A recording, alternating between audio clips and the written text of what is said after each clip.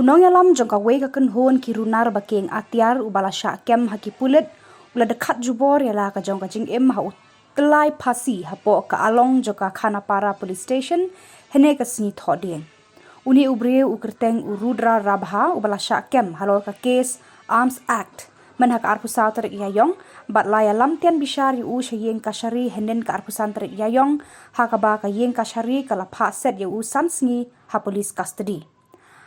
Hakapor ba toket yauni Runar halor ka kes ba udan kti ula Khubor ba ula bu rie ya ka wei ka tiar siat basna hi sha klau bat ula penpau ya ka jinglong ba kloi ban yalam lenti ya ki pulit bakin lej kurup ya ka ni ka tiar siat.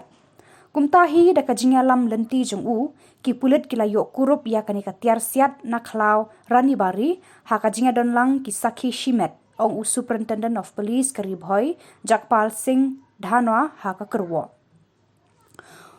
Upentep bahadin bala pendep lut ya baro kijindon kam katkum kaan ha kanika klau ya kanika tiar la kurup no bat lawan ra sha Khanapara police station ha kapor shibaji menstep jongka arpun rio terik yayong bat labu ya ka hapo ka police station namar ka jingbam don ka along harani Jirang BOP.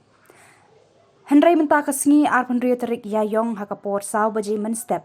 upulit badan duty ulalap ba urudra rabha ula dekat Khubor yala ka jing em ha along jong ka police station da ka Sdien Phasi na kinar jingker jong ka along bat ula pendan kam ya ka jan ka ba ula tar na ka blanket bala ai bu un kup thia ong USP.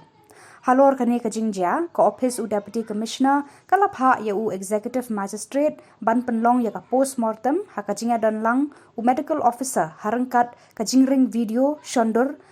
haga jaka bale ulaya thu haba pentep bakajing toket menta kala ya chakmat.